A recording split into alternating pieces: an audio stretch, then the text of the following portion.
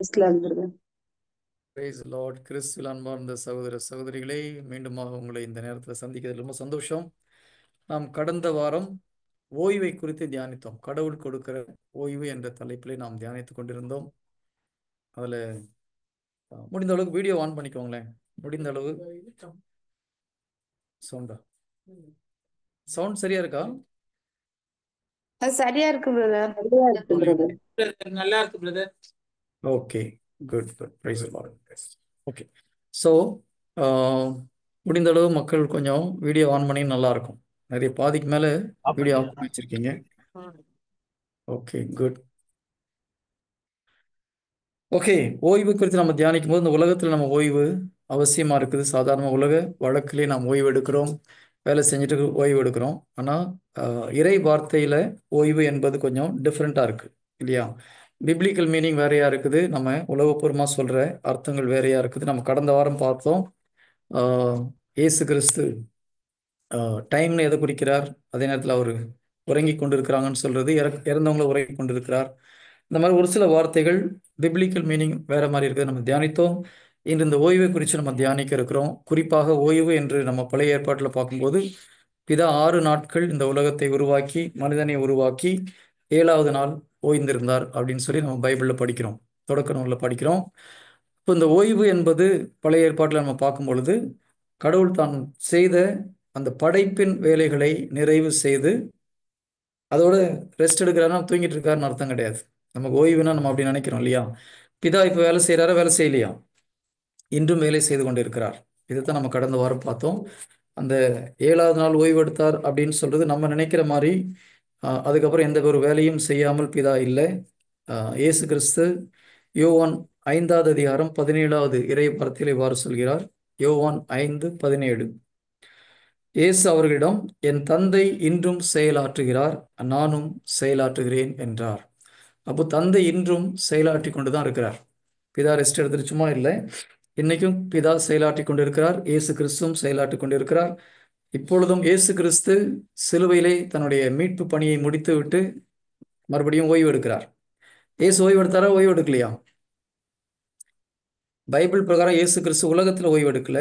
அந்த தன்னுடைய மீட்பு பணியை முடித்து சிலுவையில உயிர் துறந்த பிறகு ஓய்வு எடுக்கிறார். என்ன ஓய்வு? ரட்சிப்புக்காக அவர் என்னென்ன காரியங்கள் செய்ய வேண்டுமோ அதை முழுவதும் நிறைவேற்றி விட்ட பிறகு ஓய்வு எடுக்கிறார். ஓகேங்களா? Praise the lord. Hallelujah. Hallelujah. நம்ம இளைப்பாறுதல், ஓய்வு, ஆறுதல், இந்த 3 வார்த்தைகளையும் கொஞ்சம் தியானிக்கலாம் நம்ம ஆரம்பித்தோம். அதுக்கப்புறம் கடவுளுடைய திட்டத்தை பற்றி நாம் தெரிந்து கொள்ள வேண்டும் அப்படின்றத நம்ம கொஞ்சம் ஃபோக்கஸ் பண்ணனால ஒரு 1/2 hour நம்ம இதை எடுத்தோம். அதுக்கப்புறம் வாழ்க்கையில் கடவுளுடைய திட்டத்தை பற்றி நம்ம தெரிந்து கொள்வது மிக மிக அவசியம். உங்கள் வாழ்க்கையில் கடவுளுடைய திட்டம் என்ன என்பதை குறித்து நாம் தெரிந்து கொண்டு அதில் ஃபோக்கஸ் பண்ணணும்னு சொல்லி நம்ம தியானித்தோம். எத்தனை பேர் உங்கள் வாழ்க்கையில் கடவுளுடைய திட்டம் என்னன்றதை தெரிந்து கொண்டீர்கள்? உங்கள் வாழ்க்கையில் கடவுளுடைய திட்டம் என்ன என்பதை எத்தனை பேர் தெரிந்து கொண்டீர்கள்? ஓகே, சாம்சன் என்பதை தெரிந்து கொண்டார். மற்றையெல்லாம் ஆஃபரிங் பண்ணிருக்கோம், போயிட்டு இருக்கு, கிடைக்கும் சீக்கிரமா. போயிட்டே இருக்குது. ஓகே, ஸ்டெல்லா சிஸ்டர் தெரிந்து கொண்டார்கள். மற்றையெல்லாம் தெரிந்து கொள்ளலையா?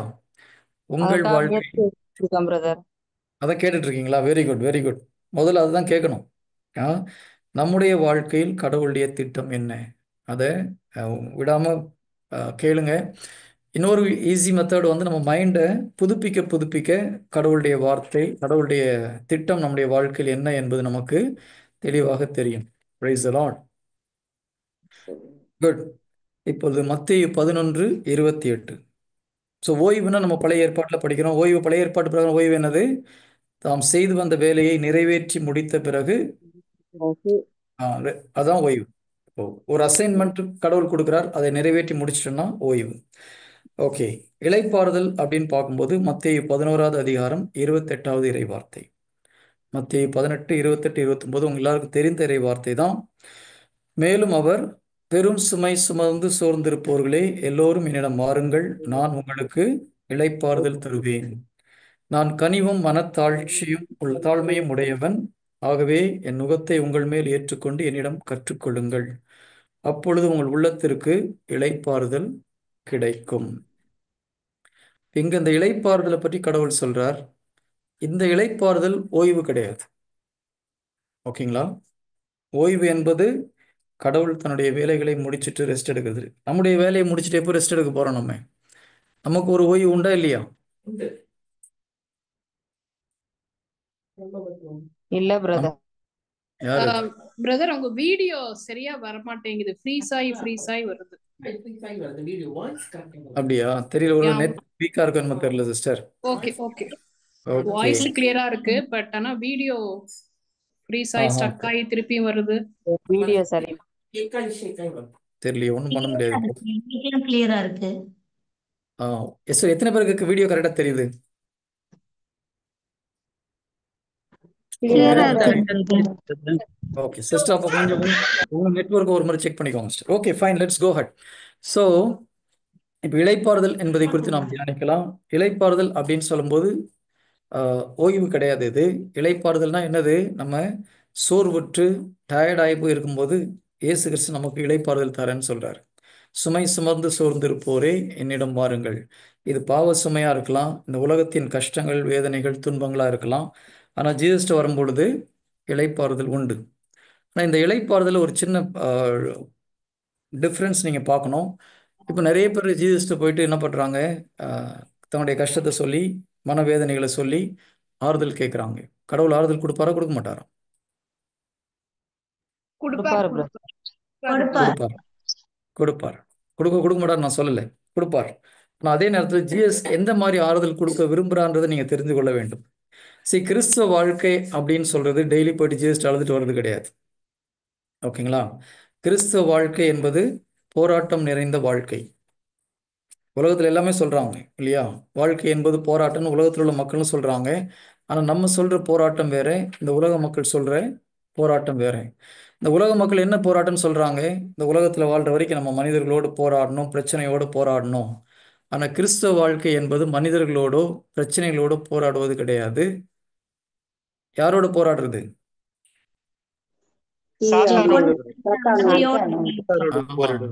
நம்ம போராட்டம் மனிதர்களோடு கிடையாது. எபேசியருக்கு எழுதிய திருமுகம் 6வது அதிகாரம், எபேசியருக்கு எழுதிய திருமுகம் 6வது அதிகாரம் 12வது இறை வார்த்தை.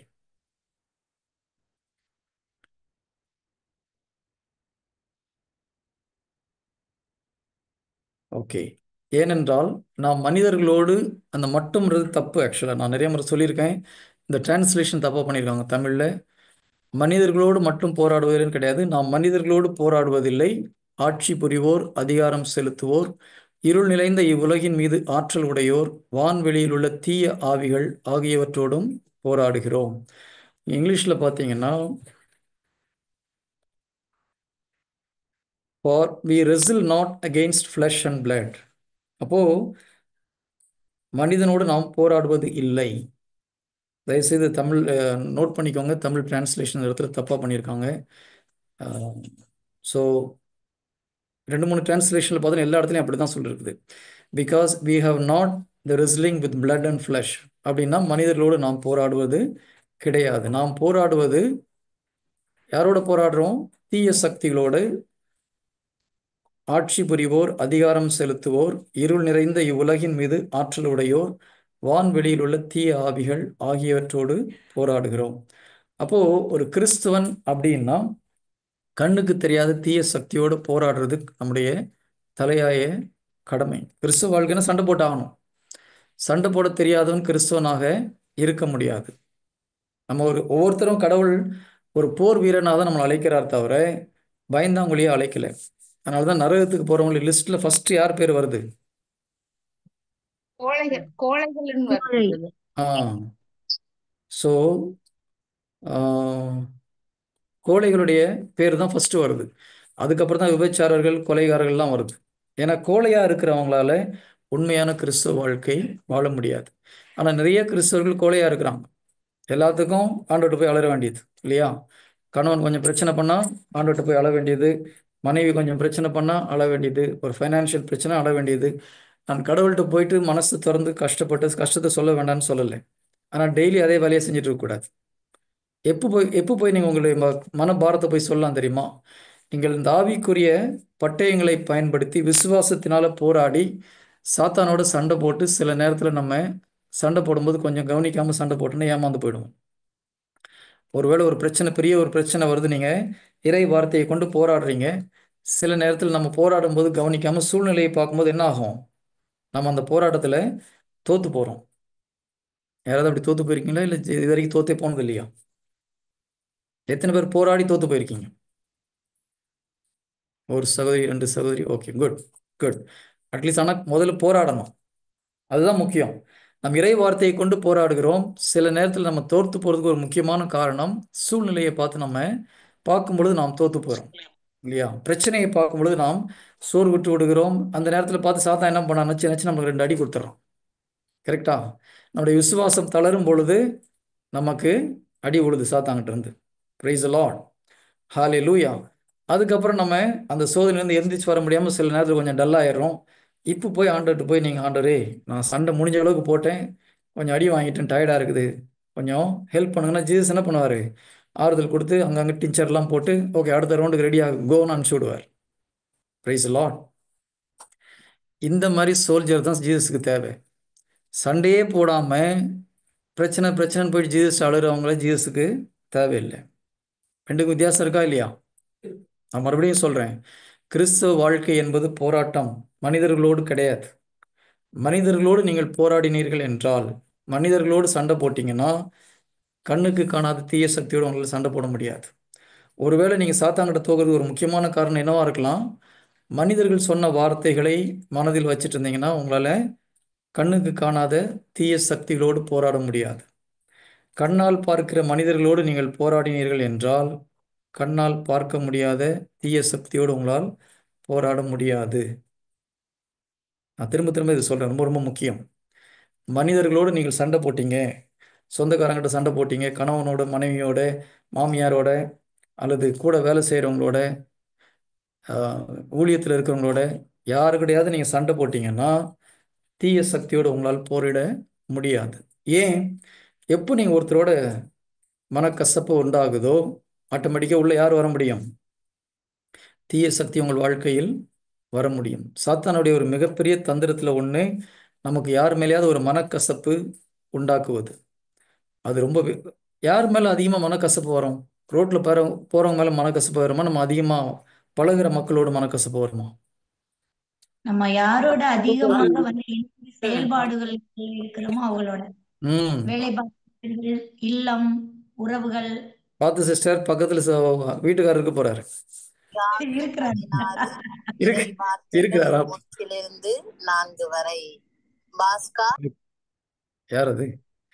ஓகே. ஸோ நாம் யார்கிட்ட அடிக்கடி பழகக்கூடிய ஒரு வாய்ப்பு கிடைக்கிறதோ அவங்கக்கிட்ட தான் நம்மளுக்கு பிரச்சனை வர்றதுக்கு அதிகமான வாய்ப்பு உண்டு.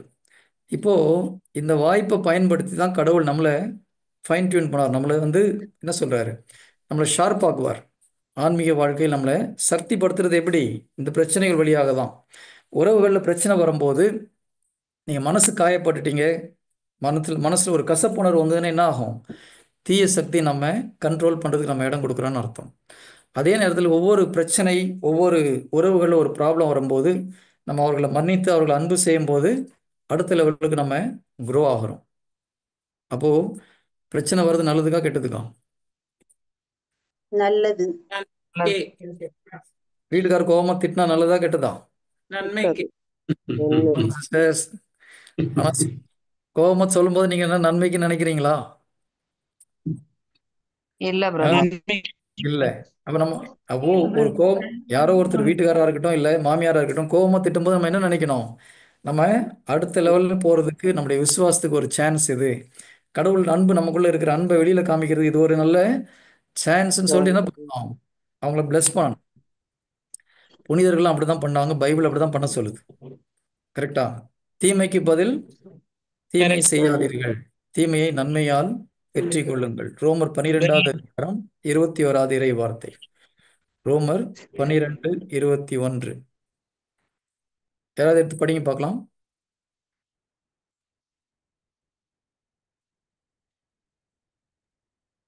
தீமை ஓகே. உங்களை ஆ. வெல்ல விடாதீர்கள், ஓகே. நன்மையால் தீமையை வெல்லுங்கள்.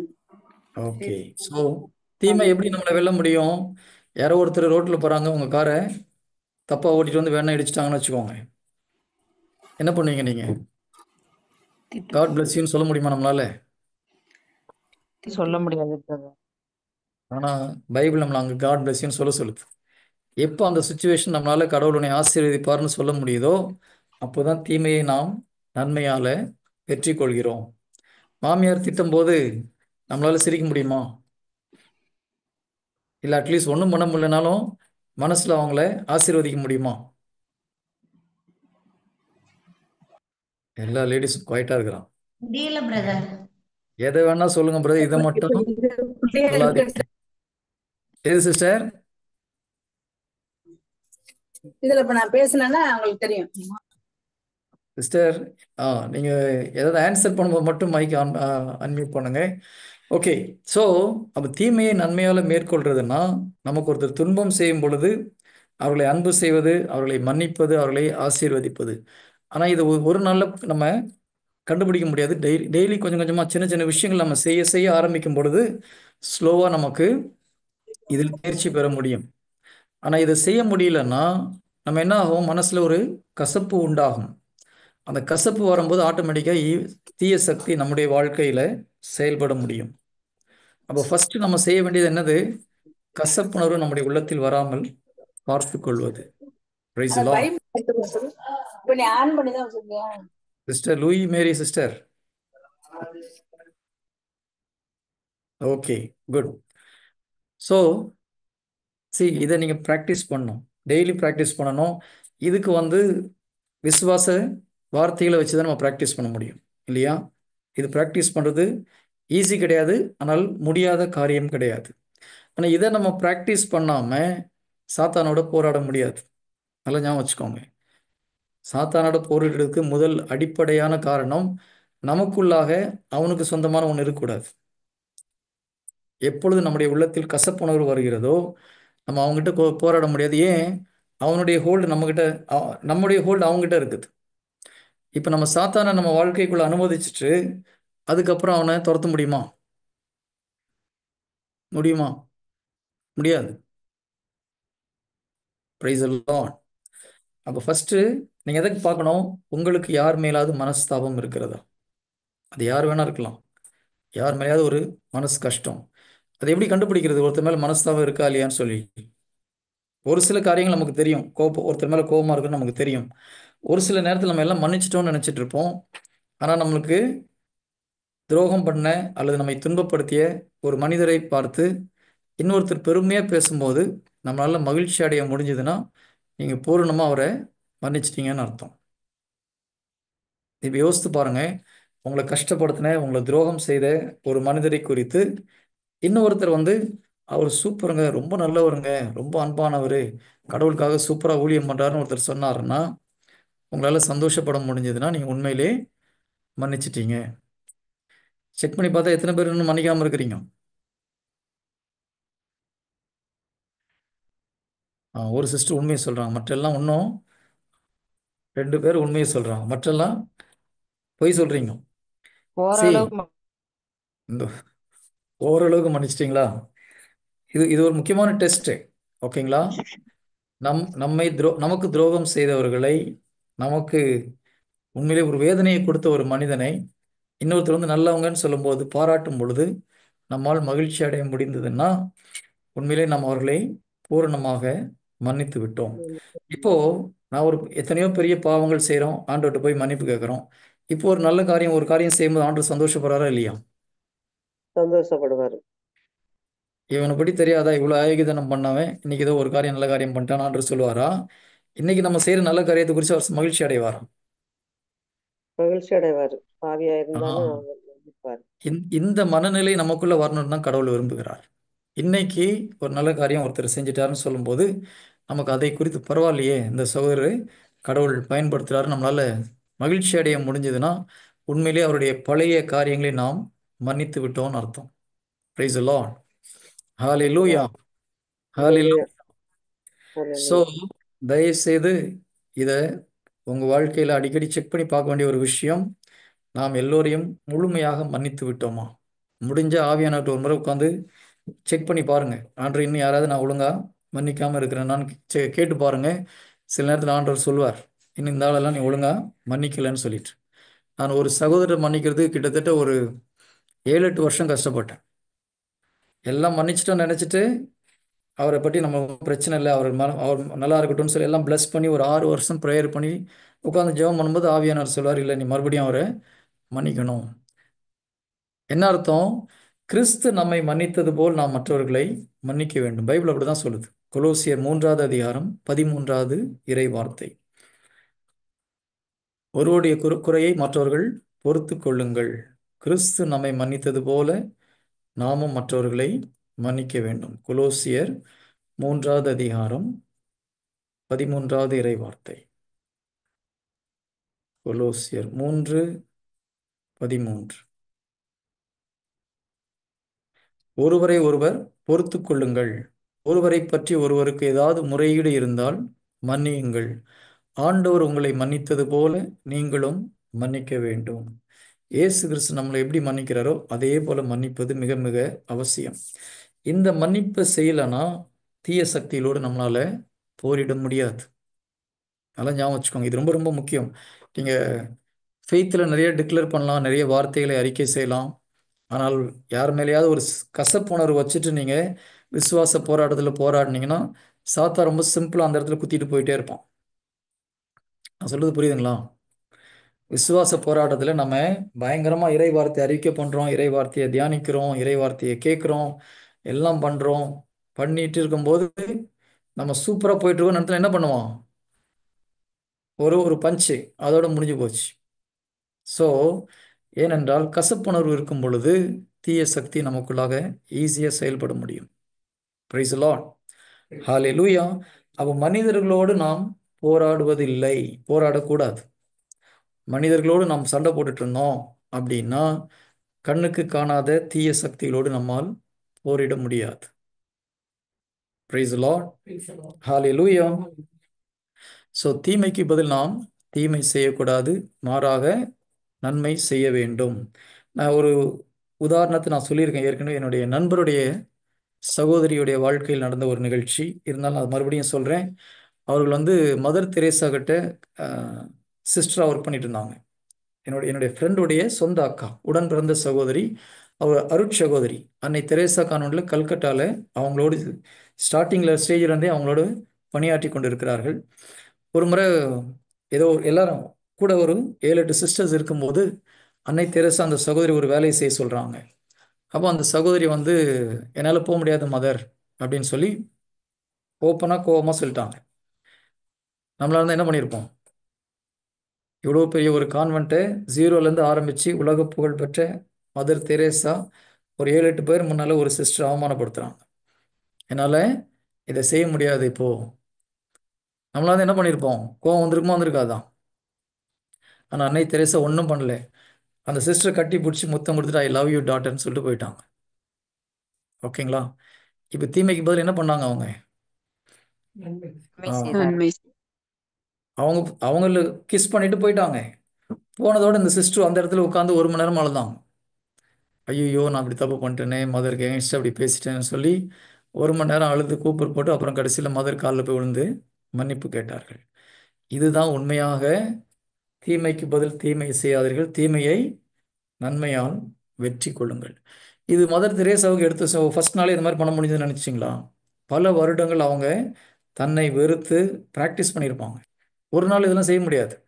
சின்ன சின்ன விஷயங்களும் நம்ம செய்ய ஆரம்பிக்கும் பொழுது சில நேரத்தில் நம்ம தோற்று போவோம், சில நேரத்தில் நம்ம சக்ஸஸ் ஆகும். இதை தொடர்ந்து நாம் ப்ராக்டிஸ் பண்ணும்போது யார் என்ன பண்ண நம்மளால் மகிழ்ச்சியோடு தீமைக்கு பதிலாக நன்மை செய்ய முடியும். Praise the lord. ஹல்லேலூயா. இதெல்லாம் ப்ராக்டிஸ் பண்ணாமல் வெறும் பைபிள் படித்து ஜெபம் பண்ணுறதுல ஒன்றும் பிரயோஜனம் கிடையாது.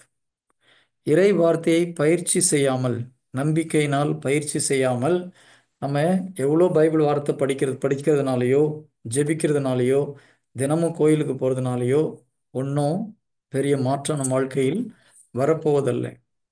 அதனால்தான் இறை வார்த்தையை கேட்பவர்களாக மட்டும் இருந்து உங்களை ஏமாற்றி கொள்ளாதீர்கள், அதன்படி நடப்பவர்களாகவும் இருங்கள் யாக்கோபு சொல்கிறார். அப்போ நான் ஒன்னொன்னையும் ப்ராக்டிஸ் பண்ணணும். ப்ராக்டிஸ் பண்ண பண்ண பண்ண தான் நம்ம அதில் தேர்ச்சி பெற முடியும். ஏதாவது உங்கள் வாழ்க்கையில் இது வரைக்கும் நீங்கள் ப்ராக்டிஸ் பண்ணாமல் நான் ஃபஸ்ட் அட்டம்ப்ட்ல எல்லாம் தேர்ச்சி அடைஞ்சிருக்கேன்னு சொல்ல முடியுமா? ஒரு டிரைவிங் லைசன்ஸ் வாங்கணும்னா ப்ராக்டிஸ் பண்ணணுமா வேணாமா? ப்ராக்டிஸ் பண்ணணும். ஒரு சங்கீதம் கற்றுக்கணும்னா ப்ராக்டிஸ் பண்ணணும். ஒரு கீபோர்டு பழகணும்னா ப்ராக்டிஸ் பண்ணணும்.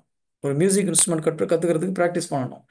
நம்ம படிக்கிறதுக்கு என்னதான் கிளாஸில் போய் படித்தாலும் வீட்டில் உட்காந்து நம்ம திரும்பி படிக்கிறோம், எழுதி பார்க்குறோம், மனப்பாடம் பண்ணுறோம். ஸோ நீங்கள் எதில் தேர்ச்சி பெற வேண்டும் என்றாலும் பயிற்சி அவசியம். ஒரு ஃபுட்பால் ஒரு ஸ்கூலில் விளையாடுறதுக்கு கூட நீங்கள் பயிற்சி செய்யணும். ஒலிம்பிக்கில் விளையாடணும்னா அதை விட பயங்கரமாக பயிற்சி செய்வது அவசியமாக இருக்கிறது. பயிற்சி இல்லாமல் எந்த ஒரு போட்டியிலும் எந்த ஒரு காம்படிஷனும் உங்களால் ஜெயிக்க முடியாது. அப்போது விசுவாச பயிற்சி தினமும் செய்ய செய்ய தான் நம்மால் மற்றவர்களோடு சாத்தானோடு போராட முடியும். மனிதர்களோடு அல்ல, தீய சக்திகளோடு போராட முடியும். அப்போ தீய சக்தியோடு போராடுறதுக்கு முன்னால் ஃபஸ்ட்டு ஸ்டெப்பு மனிதருக்குள்ள கசப்புணர்வு இருக்கக்கூடாது. அப்போது ஒருத்தர் நம்ம மேலே கோவப்பட்டாங்க, நம்மளை மனசு கஷ்டம் மாதிரி பண்ணுற மாதிரி பேசுகிறாங்க, அவங்கள உடனே மன்னிக்கக்கூடிய ஒரு பயிற்சி. மன்னிக்கக்கூடிய பயிற்சி என்னது? சிம்பிளா அவங்கள அன்பு செய்கிறது தான் மன்னிக்கக்கூடிய பயிற்சி. நீங்கள் மன்னிக்கிறது நாள் ஆக ஆக ரொம்ப கஷ்டமானது. சில மக்கள் செய்கிற ஒரு தவறு, பொறுமையாக போய் மன்னிப்பு கேட்டுக்கலாம், அடுத்த வாரம் போய் மன்னிப்பு கேட்டுக்கலாம், சரி கொஞ்ச நாள் கழித்து பார்க்கலாம், இல்லை கோவம் நான் குறையட்டும் அதுக்கப்புறம் பார்க்கலாம், அப்படி நீங்கள் டிலே பண்ணீங்கன்னா திரும்பி அந்த உறவை புதுப்பிப்பது மிக மிக கடினமானது. மன்னிப்பதும் சரி, மன்னிப்பு கேட்பதும் சரி, எவ்வளோ சீக்கிரம் பண்ணுறீங்களோ அவ்வளோ சீக்கிரம் நல்லது. ஒரு 2 வாரத்துக்கு முன்பாக எனக்கு எங்கள் ஆஃபீஸில் ஒரு இஷ்யூ ஆச்சு. என்னுடைய ஹெட் ஆஃபீஸ்க்கு நான் ஒரு மெயில் போட்டிருந்தேன். அப்போது ஒரு சகோதரி அவங்களுடைய ரிப்ளை வந்து தப்பாக இருந்தது.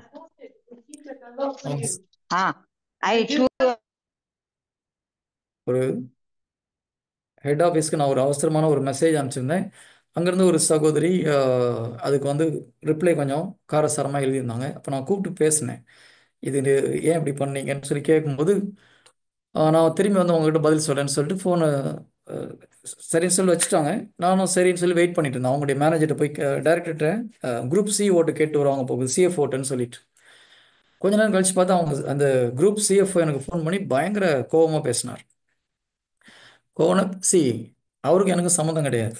நான் அவர்கிட்ட ரிப்போர்ட் பண்ணல. நான் ரிப்போர்ட் பண்ணுறது குரூப் சிஎஃப்ஓ கிட்ட, சாரி சிஇஓ கிட்ட. இவர் குரூப் ஃபைனான்ஷியல் ஆஃபீஸர். இவர் ஃபோன் பண்ணி ரொம்ப ரூடாக பேசினார். அவர் பேசின விதம் ரொம்ப மோசமாக இருந்ததுனால எனக்கும் கோவம் வந்து நானும் கொஞ்சம் கோவமாக பேசிட்டேன். அப்புறம் ஃபோனை டிஸ்கனெக்ட் பண்ண தான் யோசித்தேன், அவர் பேசுனது தப்பு தான், இருந்தாலும் நானும் அவருக்கு அவரை போல கோவமாக பேசுனது கரெக்டாக தப்பா? இப்போ நம்ம தீமைக்கு பதில் நன்மை செய்யலை, தீமைக்கு பதில் தீமை செஞ்சிட்டோம். ஓகேயா? தப்பு அவருடையதாக இருந்தாலும் நானும் கோவத்தில் பேசிட்டேன். அன்றைக்கி வந்து ஃப்ரைடே. இப்போது வச்ச அப்புறம் தான் எனக்கு யோசித்தேன், சார் நம்மளும் ஏன் இப்படி பேசணும், பேசிடக்கூடாது. இப்போ நான் போய் மன்னிப்பு கேட்க வேண்டிய அவசியம் கிடையாது. ஏன்னா தப்பாக பேசுனது முதல்ல அவர் தான். மனசில் இப்போ இதெல்லாம் வருது, தப்பு நம்ம மேலே கிடையாது, இவர் தானே தேவையில்லாமல் ஆரம்பித்தார், இதுக்கு போய் நம்ம அவர்கிட்ட மன்னிப்பு கேட்கணும், விட்டுடலாம். அப்புறம் கொஞ்ச நாள் நான் ப்ரேயர் பண்ணும்போது உள்ள டங்ஸில் கொஞ்ச நேரம் ப்ரேயர் பண்ணேன். அப்போது ஆவியானவர் இல்லை, போயிட்டு காம்ப்ரமைஸ் பண்ணேன். ஸோ மனசில் என்ன வருது, சரி இன்றைக்கி தான் ஃப்ரைடே, ஈவினிங் ஆகி போச்சுன்னு ஒரு ½ தான் இருக்குது, ஆஃபீஸ் முடிகிறது, போயிட்டு மண்டே வந்து பொறுமையாக நம்ம மன்னிப்பு கேட்கலாம் அவர்கிட்ட. இப்போ யார் சொல்லிக் கொடுக்குறது இந்த மாதிரி? ஆவியானவரா வேற ஆவியா? இது பரிசுத்தாவியான சொல்லிக் கொடுக்குது. மன்னிக்கிறது, நீ பொறுமையாக மன்னிச்சுக்கலாம்னு சொல்கிறது பரிசுத்தாவி சொல்கிற செயல் கிடையாது, தீய சக்தி. அப்போது சரின்னு உடனே என்ன பண்ண, அவருக்கு ஃபோன் பண்ணி நான் பேசினேன், சாரி நான் கொஞ்சம் உங்கள்கிட்ட கோவமாக பேசுனது தப்பு தான். அவரும் அப்புறம் இல்லை மன்னிச்சுக்கோங்க, ஒன்றும் பிரச்சனை இல்லை. என்ன ஆயிடுச்சு, இந்த சகோதரி போயிட்டு அவர்கிட்ட அழுதுருக்காங்க. ஓகே, பொண்ணு இறங்குனா பேயும் என்னமோ இறங்குன்னு சொல்லுவாங்க, பொண்ணு அழுதான். அந்த மாதிரி அவருக்கு பொண்ணு அழுதவொன்னே அவருக்கு கண்ட்ரோல் பண்ண முடியாமல் அந்த கோவத்தை என் மேலே காமிச்சிருக்காரு. அப்புறம் தான் எனக்கு புரிஞ்சுது, ஓஹோ இதுதான் விஷயமான்னு சொல்லிட்டு. இன்னொன்று என்னென்னா, அந்த அம்மா கன்சீவ்டாக இருக்காங்க. ஸோ இவருக்கு ஒரு பயமாக ஆகிப்போச்சு, அந்த கன்சீவான டைமில் ஏதாவது அழுதாங்கன்னா ஏதாவது பிரச்சனை ஆகிடுமோன்னு சொல்லிட்டு அவர் பயந்துட்டு என் மேலே கோவப்பட்டு பேசியிருக்காரு. அப்புறம் அவரும் சாரினாரு. ஓகே, எல்லாம் சரியாக போச்சு. இப்போ நம்ம பேசாமல் ஒரு 2 days 3 days கழிச்சு அவர்கிட்ட பார்த்துக்கலாம்னு சொல்லி தான் என்ன ஆயிருக்கும் தெரியுமா, 2 days கழிச்சு நம்மளுக்கு ஓகே இவங்ககிட்ட போய் எதுக்கு நம்ம மன்னிப்பு கேட்கணும் அப்படின்ற ஒரு எண்ணம் வந்திருக்கும். Price the lord. Hallelujah. Hallelujah. N wife சொல்றாங்க 2 நாள் பேயோட தூங்கியிருப்பீங்க அப்படின்றாங்க. கரெக்ட் தானே? ஆ 2 நாள் யாரோட தூங்கியிருப்போம்? பேயோட சாத்தானோட. சாத்தானோட தூங்கியிருப்பேன். கரெக்டா? ஸோ ரொம்ப ரொம்ப கேர்ஃபுல். கோவம் வந்தது, நம்ம மன்னிக்க முடியாமல் போய் தூங்கணும்னா யாரு கூட தூங்குறோம்? சாத்தான் கூட தூங்குறோம். அதனால எதுனாலும் இம்மிடியேட்டாக மன்னித்து விடுவது நல்லது. அந்த லெவலுக்கு போனால் முதலே நம்ம அவங்கள ப்ளஸ் பண்ணி சொல்லிட்டோம்னா முடிஞ்சு போச்சு. மன்னிக்க வேண்டிய அவசியம் கூட அந்த இடத்துல நமக்கு கஷ்டமே இல்லாமல் போயிடும். Price lord. ஓகே, ஏன் இதை இவ்வளோ நேரம் நான் டைம் ஸ்பெண்ட் பண்ணுறேன்னா, சண்டைக்கு போகிறதுக்கு முன்னாலே நமக்குள்ள பிரச்சனை இருக்கக்கூடாது. நமக்கு ஒரு இடம் சாத்தானுக்கிட்ட கொடுத்து வச்சிருந்தோன்னா சாத்தான் ஈஸியாக அங்கே அட்டாக் பண்ண முடியும். ஓகேயா? அப்போ எபேசியர் 6வது அதிகாரம் 12வது இறை வார்த்தையில் பலவிதமான போர் கருவிகளை குறித்து சொல்லப்பட்டிருக்கு. ஆவிக்குரிய போர் கருவிகள், அதில் மிக முக்கியமான கருவிகள் எல்லாமே முக்கியம்தான். நம்ம அடிக்கடி பயன்படுத்தக்கூடிய ஒரு கருவி அப்படி கூட நான் சொல்ல முடியாது. Every armour is important. ஆனால் சாத்தானுடைய எல்லா தீக்கணைகளையும் நம்பிக்கை என்னும் கேடயத்தினால் நீங்கள் அணைத்து விட முடியும் என்று வேத வசனம் சொல்கிறது.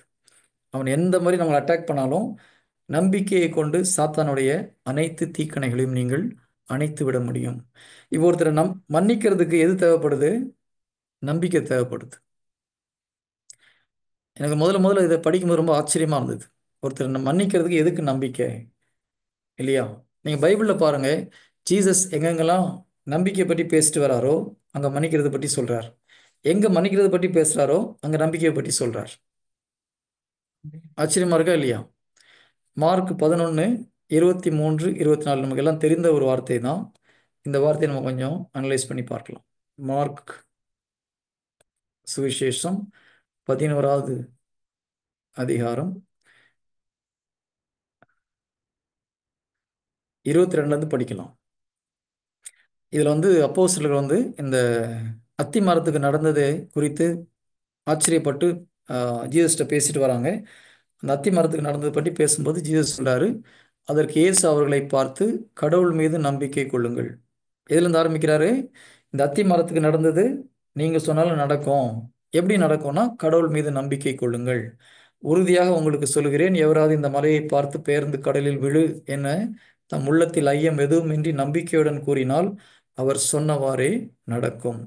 ஆகவே உங்களுக்கு சொல்கிறேன், நீங்கள் இறைவனிடம் வேண்டும் பொழுதெல்லாம் போது எவற்றையெல்லாம் கேட்பீர்களோ அவற்றை பெற்றுக்கொண்டீர்கள் என நம்புங்கள், நீங்கள் கேட்டபடியே நடக்கும். இப்போ இந்த 3 வார்த்தை 22, 23, 24 இந்த 3 வார்த்தையும் நம்பிக்கை பற்றி ஜீசஸ் சொல்லிட்டே வர்றார். அடுத்த வார்த்தை பாருங்க, நீங்கள் வேண்டுதல் செய்ய நிற்கும் போது யார் மேலாவது நீங்கள் மனத்தாங்கல் கொண்டிருந்தால் மன்னித்து விடுங்கள். இப்போ நம்பிக்கையை பற்றி பேசிட்டு வரும்போது என்ன சொல்றார் ஆண்டவர்? யார் மேலாவது மனத்தாங்கல் இருந்தால் நீங்க மன்னித்து விடுங்கள். அப்போ நம்பிக்கைக்கும் மன்னிப்புக்கும் மிக மிக நெருக்கமான தொடர்பு உண்டு. Praise lord. ஏன் தெரியுமா? நம்பிக்கை இல்லைன்னா மன்னிக்க முடியாது. என்ன நம்பிக்கை? ஒருத்தர் நம்மகிட்ட ஒரு 20 லட்ச ரூபா மோசடி பண்ணிட்டாங்கன்னு வச்சுக்கோங்க, அல்லது சொந்த சகோதரர் உங்களுடைய லேண்ட் அபகரிச்சிட்டாருன்னு வச்சுக்கோங்க, அல்லது உங்களுடைய சொந்த தகப்பன் உங்களுக்கு வர வேண்டிய சொத்தை உங்களுக்கு கொடுக்காம இன்னொரு சகோதரர் கொடுக்குறாருன்னு வச்சுக்கோங்க. மனசு கஷ்டமா இருக்குமா இருக்காதா? கண்டிப்பா மனசு கஷ்டமா இருக்கும் பிரதர். எங்களுக்கு அப்படிலாம் கஷ்டமா இருக்காதுன்னா தயவுசெய்து உங்க சொத்தை எனக்கு எழுதி வைங்க. Price the Lord. யாராவது இருக்கீங்களா அப்படி? எல்லாம் சிரிக்கிறாங்க. சும்மா தமாஷுக்கு சொன்ன. கடவுள் என்ன முழுமையாக ஆசீர்வதிச்சிருக்கார், எந்த குறையும் எனக்கு இல்லை. ஓகேங்களா? பட் ஆனால் இப்படி நம்ம வீட்டில் நடந்தது, நம்முடைய வாழ்க்கையில் நடந்ததுன்னா கோபம் வரதான் செய்யும் நமக்கு, இல்லையா? ஆனால் எப்போ தெரியுமா நம்ம அதை கவலைப்படாமல் அக்செப்ட் பண்ண முடியும்? நம்முடைய நிலத்தை சகோதரர் பாதி எடுத்துக்கிட்டாரு, பக்கத்து வீட்டுக்காரரு நம்முடைய லேண்டில் ஒரு 2 அடி வச்சு வீடு கட்டிட்டாருன்னு வச்சுக்கோங்க. எப்பொழுது நம்மால் பொறுத்து கொள்ள முடியும்? நான் 2 அடி கொடுத்த ஆண்டவர் எனக்கு 200 அடி கொடுப்பாருன்னு யாருக்கு நம்பிக்கை இருக்குதோ அவங்களால மாத்திரம்தான் சண்டை போடாமல் விட்டு கொடுக்க முடியும்.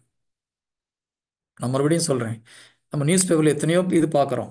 சொத்து தகராறு, அப்பா உயிரோடு இருக்கும்போது அண்ணன் தம்பிங்க அடிச்சுக்கிட்டு சாகிறத பார்க்குறோம், நியூஸில் பார்க்குறோம். அப்பா கிட்ட போய் சண்டை போடுறத நியூஸில் பார்க்குறோம். உயிரோடு இருக்கும்போது சொத்தை பிரித்து கொடுங்கன்னு சண்டை போடுறது, அது ரொம்ப கொடுமையான ஒரு காரியம். நீங்கள் அப்படி ஏதாவது பண்ணிங்கன்னா உண்மையான மனஸ்தாபப்பட்டு ஆண்டவர்கிட்ட மன்னிப்பு கேட்கணும்.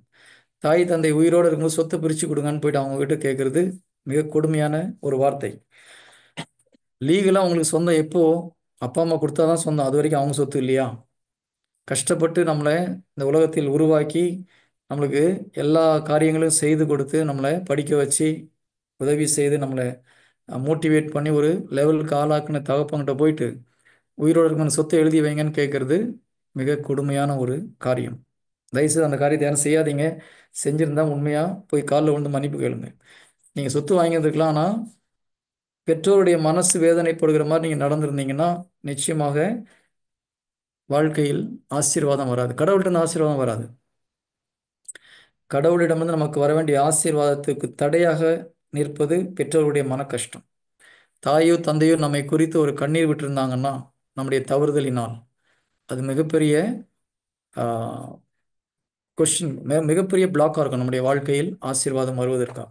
ஸோ தயவு செய்து யாராவது அப்படி பண்ணியிருந்தீங்கன்னா, அறியாமையினாலேயோ கோபத்திலேயோ இல்லை ஏதோ பண்ணியிருந்தீங்கன்னா நிச்சயமாக பெற்றோரிடம் மன்னிப்பு கேளுங்க. ஒருவேளை அவங்க பெற்றோர் உயிரோடு இல்லைன்னா அட்லீஸ்ட் ஒரு முறை மன்னிப்பு கேட்டு ஒரு பாவ சேந்தனம் பண்ணுவது மிக மிக அவசியம். Praise the lord. ஹல்லேலூயா. இதெல்லாம் செய்யாமல் நீங்கள் போய் சாத்தான்கிட்ட சண்டை போட முடியாது. உண்மையிலே சொல்கிறேன், நமக்குள்ளாக அவனுடைய பிடி எதுவும் இருக்கக்கூடாது. ஸோ அப்போ ஜீசஸ் பாருங்க 3 வார்த்தைகள் நம்பிக்கையை பற்றி சொல்லிட்டு 4வது வார்த்தை என்ன சொல்றாரு? மன்னிப்பை உனக்கு யார் பெற்று மனத்தாவா இருந்தா மன்னிச்சிரு. அதே போல பேதுரு ஒரு கேள்வி கேட்கிறார், ஆண்டவரே நாங்கள் இந்த சகோதரனை உனக்கு எதிராக பாவம் செஞ்சா நீ போய் மன்னிச்சிருன்னு ஜீசஸ் சொல்லும்போது பேதுரு என்ன கேட்குறாரு? 7 முறை மன்னிக்கணுமா, எத்தனை முறை மன்னிக்கிறதுன்னு கேட்குறாரு. அவர் ஏசு கிறிஸ்து என்ன பதில் சொல்றாரு? 7 முறை அல்ல, 7 70 முறை மன்னிக்கணும், எத்தனை முறை செஞ்சாலும் மன்னிக்கணும் அப்படின்னு சொல்றாரு. இதுக்கு அடுத்த வார்த்தை பைபிளில் படிச்சீங்கன்னா, ஓகே அந்த வார்த்தை எடுக்கலாம், எங்க இருக்குன்னு பார்க்கலாம்.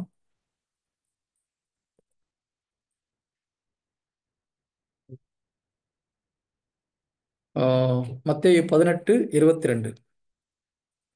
மத்தேயு 18வது அதிகாரம், இது இல்லையே, 22வது இறை வார்த்தை. மத்தேயு 18:20. அதற்கு இயேசு அவரிடம் கூறியது, 21ல இருந்து படிங்க சிஸ்டர், அல்லது யா. பின்பு பேதுரு இயேசுவை அணுகி, ஆண்டவரே, என் சகோதர சகோதரிகள் ஒருவர் எனக்கு எதிராக பாவம் செய்து வந்தால் நான் எத்தனை முறை அவரை மன்னிக்க வேண்டும்? 7 முறை மட்டுமா என கேட்டார். அதற்கு இயேசு அவரிடம் கூறியது, 7 முறை மட்டுமல்ல, 70 தடவை 7 முறை என நான் உனக்கு சொல்கிறேன். ஓகே, இன்னொரு இடம் வருமே, வேற எங்க வரும் இது? இந்த வார்த்தை இன்னொரு இடத்துலையும் வருது ஆக்சுவலாக, அது எங்கன்னு எனக்கு சரியா ஞாபகம் இல்லை. லூக்கா 17:4.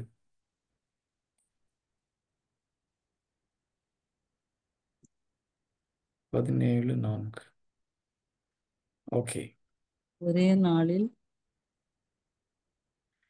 ஒரே அவரை நாளில் 7 முறை அவர் 7 ஓகே 17:3 இருந்து பார்க்கலாம் சிஸ்டர், நானே படிச்சிடுறேன்.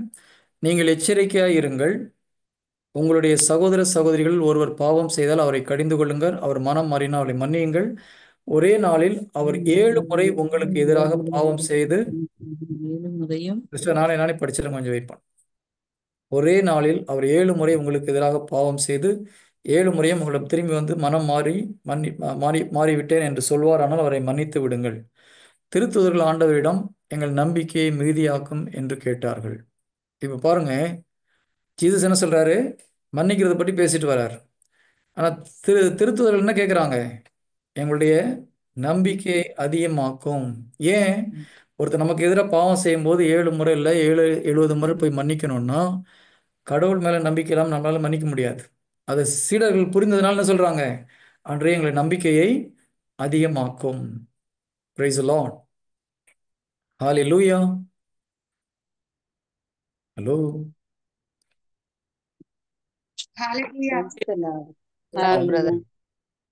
இப்போ இதுல அடுத்த வார்த்தை பாருங்க, 5:6 படிக்கலாம். திருத்தூதர்கள் ஆண்டவரிடம் எங்கள் நம்பிக்கையை மிகுதியாக்கும் என்று கேட்டார்கள். அதற்கு ஆண்டவர் கூறியது, கடுகளவு நம்பிக்கை உங்களுக்கு இருந்தால் நீங்கள் இந்த காட்டு அத்தி மரத்தை நோக்கி நீ வேரோடு பெயர்ந்து போய் கடலில் வேரூன்றி நில் என்று கூறினால் அது உங்களுக்கு கீழ்ப்படியும். ஜீசஸ் எதை பற்றி பேசுறாரு? நம்பிக்கையை பற்றி பேசுறார். இதுக்கு முன்னால எதை பற்றி பேசிட்டு வந்தாங்க? மன்னிக்கிறத பற்றி பேசிட்டு வராங்க. மன்னிப்பதை பற்றி பேசும்போது ஜீசஸ் நம்பிக்கையை பற்றி பேசுறார். நம்பிக்கை பற்றி பேசும்போதும் மன்னிக்கிறத பற்றி பேசுறார். அப்ப என்ன அர்த்தம்? நம்பிக்கை இல்லாமல் ஒருவரால் முழுமையாக ஒருத்தரை மன்னிக்க முடியாது. நான் என்ன மன்னிச்சாலும் ஆண்டவர் என்னை பார்த்துப்பார். என் சொத்தை அபகரிச்சாலும் பரவாயில்ல, என்னுடைய வாழ்க்கையை அவங்க நாசம் பண்ணாலும் பரவாயில்ல, என்னுடைய வாழ்க்கையை யார் கட்டி எழுப்ப முடியும்? ஆண்டவர் கட்டி எழுப்ப முடியும். என்ன பேரை ஒருத்தருக்கு எடுத்தாலும் பரவாயில்ல, பேர் போனாலும் ஜீசஸ் என் கூட இருக்கிறாருன்னு நம்பிக்கை இருக்கும்போது நம்மளால முழுமையாக அவர்களை மன்னிக்க முடியும். இந்த காட்டு அத்திமரம் ஆண்டவர் சொல்றதுல ஒரு விஷயம் என்ன தெரியுமா? நீங்க ஒருத்தர் மன்னிக்க முடியலன்னா உங்களுக்குள்ளாக இந்த அத்தி மரம் வளர ஆரம்பிச்சிடும். நான் மறுபடியும் சொல்றேன், கவனமா கேளுங்க. எப்பொழுது ஒருவர் மேல் நமக்கு மனக்கசப்பு வருகிறதோ, நம்ம உள்ளத்துல கடவுளுடைய வார்த்தையை விதைக்கும் போது என்ன வரும்? நல்ல கனி கொடுக்கிற மரமாக உள்ளத்திலிருந்து வரும். நீங்க எப்போ ஒருத்தரை மன்னிக்க முடியாம இருக்கிறீங்களோ உங்க உள்ளத்துல எந்த மரம் வளரும்? காட்டு அத்தி மரம் வளரும். அது மற்ற மரத்தையும் காலி பண்ணிடும். Praise the lord. ஹல்லேலூயா. கடவுள் நம்முடைய இருதயத்தை தான் நிலம்னு சொல்றாரு. இப்ப இந்த இருதயத்துல இறை வார்த்தையை நீங்கள் விதைத்து அதை பத்திரமா பாதுகாத்து நம்பிக்கையோடு இருந்தீங்கன்னா இந்த விதை ஸ்லோவா வளர்ந்து மரமாகி கனி கொடுக்கும். இந்த நேரத்தில் உங்க உள்ளத்துல ஒரு கசப்புணர்வு வந்ததுன்னா நீங்க நிறைய நல்ல விதையை விதைச்சிருக்கலாம். நடுவில் இந்த கசப்பு மரம், காட்டு அத்தி மரம் வளரும்போது என்ன ஆகும்னா பக்கத்தில் இருக்கிற கனி கொடுக்குற மரத்துக்கு போற தண்ணி எல்லாத்தையும் இது உறிஞ்சிடும். அப்போ கனி கொடுக்க வேண்டிய மரம் எல்லாம் ஒன்று ஒன்றா காலியாகும். இந்த காட்டு அத்தி மரம் பெருசா வளரும். இது என்ன காட்டு அத்தி மரம் தெரியுமா? மன்னிக்க முடியாத காட்டு அத்தி மரம். இந்த காட்டு அத்தி மரத்தை தான் ஆண்டவர் என்ன சொல்றாரு? வேரோடு பிடுங்கி கடல்ல வேரோண்டு நில் என்று நம்பிக்கையோடு கூறினால் அது நடக்கும். Praise the lord. ஹல்லேலூயா. இப்போ உங்க உள்ளத்துல ஏதாவது இந்த காட்டு அத்தி மரம் வளர்த்து வச்சீங்கன்னா என்ன பண்ணணும்? முதல்ல மன்னிக்கணும். அந்த யாரை குறித்து நீங்கள் வளர்த்து வச்சிங்கன்னா அவங்ககிட்ட போய் நீங்கள் மன்னிப்பு கேட்கணும்.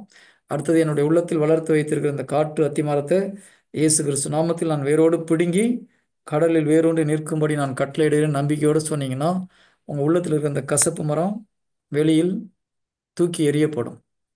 Price the lord. ஹல்லேலூயா. நம்ம எப்படி சண்டை போடுறதுன்னு பார்க்கறதுக்கு முன்னால முதல்ல உள்ள இருக்கிற பிரச்சனையை கிளியர் பண்றது மிக மிக அவசியம். Praise the Lord. இப்போ இதெல்லாம் செஞ்சுட்டு நம்ம சண்டை போடும்போது நமக்கு டயர்ட் ஆகி போச்சு, சோர்வாகி போச்சுன்னா என்ன பண்ணலாம்? ஆண்டவரே, என்னால் முடிஞ்ச அளவுக்கு நான் முயற்சி பண்ணினேன், இறை வார்த்தையை நான் அறிக்கை பண்ணேன், எனக்கு துரோகம் பண்ணவங்க எல்லாத்தையும் நான் மன்னிச்சிட்டேன், இருந்தாலும் சோதனையில் நான் கீழே விழுந்துட்டேன், டயர்ட் ஆகி போச்சுன்னு போய் ஆண்டவர்கிட்ட போய் உட்காந்தோன்னா ஆண்டவர் என்ன பண்ணாரு? கவலைப்படாதே, இது வரைக்கும் நீ ட்ரை பண்ணது குட், நம்ம என்னென்ன தப்பு பண்ணான்னு சொல்லி கொடுப்பார். இந்த மிஸ்டேக் மட்டும் பண்ணாத, இதை ரெக்டிஃபை பண்ணினா சூப்பராக வந்துடலான்னு ஒரு ஆறுதல் கொடுத்து நம்மளை அனுப்பி விடுவார். இப்படி தான் ஜீசஸ்ட்டு போயிட்டு ஆறுதல் கேட்கணும், தவிர எல்லாத்துக்கும் போய் கண்ணை கசிக்கிட்டு போயிட்டு அழுதுட்டு உட்காந்துட்டு இருக்கக்கூடாது. நிறைய பேர் என்ன பண்ணுறாங்க, சும்மா சும்மா மனசு கஷ்டம் வந்துச்சு அழுகுறான்னு போய் அழுதுட்டு வராங்க. நல்லா போய் அழுது ஜெபம் பண்ண பிரதர் கொஞ்சம் நிம்மதியாக இருக்குது. இந்த அழுகையினால ஒரு பிரயோஜனமும் கிடையாது. புரியுதுங்களா? நம்ம ஏற்கனவே கொடுத்த ஒரு 3 வாரங்கள் தியானம் செய்தோம். இயேசு கிறிஸ்துட்ட போய் அழலாமா அழக்கூடாதா, எந்த சுச்சுவேஷனில் அழலாம்னு சொல்லிட்டு. எத்தனை பேர் அந்த கிளாஸ்லாம் வந்திருந்தீங்க? கடவுளிடம் போய் அழலாமா? நிறைய பேர் வரலன்னு நினைக்கிறேன். அதனால உங்களுக்கு எல்லாம் திருன்னு பார்க்குறீங்க. முடிஞ்சால் யூடியூப்ல அப்படி ஒரு வீடியோ இருக்குது நம்முடைய சேனலில், கடவுளிடம் சென்று அழலாமா. அழலாம்னா எந்த இடத்துல அழலாம், எந்த இடத்துல அழக்கூடாது. புரியுதுங்களா? நான் எப்பவுமே அழக்கூடாதுன்னு சொல்லலை. இந்த மாதிரி நம்ம சண்டை போடும்போது ஸ்பிரிச்சுவல் ஃபைட் பண்ணி சோர்ந்து போன நேரத்தில் கடவுள்கிட்ட போய் நம்ம நம்முடைய கஷ்டத்தை சொல்லலாம். ஆண்டரே, என்னால் முடிஞ்ச வரைக்கும் ட்ரை பண்ணேன், சண்டை போட்டேன், ஆனால் சோர்ந்து போய் வந்திருக்கிறேன் போது கடவுள் உண்மையிலேயே மகிழ்ச்சியோடு நமக்கு ஆறுதல் அளிப்பார். ஒன்றும் இல்லை, ஒரு பாக்ஸிங்கில் நீங்கள் பாக்ஸிங் வீரராக போய் சண்டை போகிறீங்க, உங்களுக்கு எதிராக ஒரு ஆள், பயங்கர ஒரு பலவான ஒரு ஆள் இருக்கிறார். நீங்கள் போயிட்டு உங்கள் கோச் வந்து உங்களுக்காக நைட் 2 உட்காந்து உங்களுக்கு நிறைய ட்ரைனிங்லாம் கொடுத்து உங்கள் மேலே ஒரு நம்பிக்கையோட பாக்ஸிங் ரிங் உள்ள உங்களை அனுப்புகிறார். நீங்கள் போயிட்டு சண்டே படம் ஓடி வந்துட்டு ஐயோ பயமாக இருக்கான்றே, கஷ்டமாக இருக்குதுன்னு அழுதிங்கன்னா என்ன பண்ணுவார்? கோச்சுன்னு சொன்னால் கோச் என்ன பண்ணுவார்? என்ன பண்ணுவார்? ஒரு அடி கூட உங்கள் மேலே படல, அல்ல ஒரு அடி பட்டது ஓடி வந்துட்டு நீங்கள் நான் சண்டைக்கு வரலன்னு சொன்னீங்கன்னா என்ன பண்ணுவார்? சந்தோஷப்படுவாரா, கஷ்டப்படுவாரா? கஷ்டப்படுவார் பிரதர். நீங்க ஒருத்தர் தான் சொல்றீங்க சிஸ்டர், மற்ற எல்லாம் கம்முன்னு இருக்கிறாங்க. ரொம்பவே கஷ்டப்படுவார் பிரதர். புரியுதுங்களா? ஜீசஸ் ஜீசஸ் நம்மளை போர் வீரரா இருக்க சொல்றார். ஏன்னா பைபிள் தெளிவா சொல்லுது. Bible is very clear. நாம் போராடணும்னு சொல்லுது இல்லையா? நாம் இந்த உலக மக்களோடு அல்ல, வான்வெளியில் இருக்கிற தீய சக்திகளோடு போராடணும். அது போராடாமல் நீங்கள் கிறிஸ்துவனா இருக்க முடியாது. சாத்தானோட போராடுறதுக்கு உங்களுக்கு மனசு இல்லைன்னா கிறிஸ்துவ வாழ்க்கை வாழ முடியாது. பாவத்தில் தான் இருப்போம். சாத்தானை எதிர்த்து போராட உங்களுக்கு மனம் இல்லை என்றால் பாவத்தை விட்டு வெளியே வர முடியாது. நிறைய பேர் பாவத்தில் இருக்கிற முக்கியமான காரணம் என்னது? சாத்தாங்கட சண்டை போடுறதுக்கு தயாரா இல்லை. 16 வயசு 14 வயசுலயோ நினைக்கிறேன், குழந்தை தெரசம்மல் ஒரு வார்த்தை சொல்றாங்க, பாவம் செய்வதை விட சாவதே மேல். நமக்கு எத்தனை வயசாயிடுச்சு இப்போ? எல்லாம் இருக்கு, மினிமம் 30க்கு மேலே இருக்கிறீங்க இல்லையா? நம்ம அப்படி ஒரு முடிவு எடுத்து சண்டை போடுறோமா சாத்தாங்கிட்ட? சொல்றது ரொம்ப சிம்பிள். ஆனால் நம்ம சொன்னதோட விட்டுறல, ஒவ்வொரு பாவ சூழ்நிலையும் என்ன பண்றாங்க? பயங்கரமா போராடுறாங்க. Price the Lord. டொமினிக் சாவியும் அதே வார்த்தையை சொல்றார். டொமினிக் சாவியும் 14 வயசுல இதே வார்த்தையை சொல்றார், பாவம் செய்வதை விட சாவதே மேல். புனித பிரான்சிஸ் அசிசியும் பாவ சூழ்நிலை வரும்போது அவருக்கு தெரிஞ்ச எல்லா மெத்தடையும் யூஸ் பண்ணி அந்த பாவத்தில் விடாமல் இருக்க ட்ரை பண்ணுறார். சில நேரத்தில் முள் செடியில் போய் ட்ரெஸ் எல்லாம் கட்டி போட்டு முள்ளில் போய் குதிச்சிருவாராம். அந்த முள் மேலே பிறண்டு இருந்துச்சு என்ன ஆகும்? உடம்பு ஃபுல்லாக ரத்தம் காயெல்லாம் வந்தபோது ஆட்டோமேட்டிக்காக எல்லா டெம்டேஷன்லாம் மறைஞ்சு போகுது. அவருக்கு தெரிந்த எல்லா வகையான கடுமையான முறையை பயன்படுத்தி அவங்க அந்த பாவத்தில் விழாமல் தங்களை காத்து கொண்டார்கள். அதனால தான் புனித சின்னப்பர் என்ன சொல்றாரு? பாவத்தை எதிர்த்து இரத்தம் சிந்தும் அளவுக்கு நீங்கள் இன்னும் போரிடவில்லை. இரத்தம் சிந்தும் அளவுக்கு நீங்கள் பாவத்தை எதிர்த்து நீங்கள் போராடவில்லை. எதற்காக இந்த வார்த்தையை புனித சின்னப்பர் சொல்றார்? சொல்லுங்க பார்க்கலாம். இரத்தம் சிந்தும் அளவுக்கு நீங்கள் பாவத்தை எதிர்த்து நீங்கள் போராடவில்லை. எதை குறித்து சின்னப்பருங்க சொல்றார்?